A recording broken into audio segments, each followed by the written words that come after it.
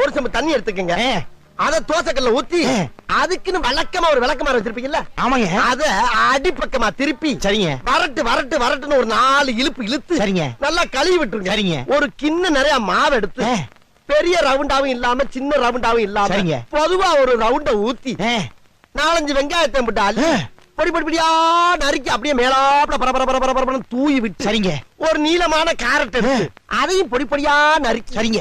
அப்படியே மேலாப்ல பரபரப்பா தூவி விட்டு சரிங்க. ஒரு 16 கரண்டி நெய் எடுத்து சரிங்க. அதுல 6 கரண்டி நெய்ய உள் சைடு அப்படியே லேசா விளாவி விட்டு சரிங்க. 10 கரண்டி நெய்ய தோசைக்கு வெளி சைடு அப்படியே மேலாப்ல விளாவி விட்டு சரிங்க.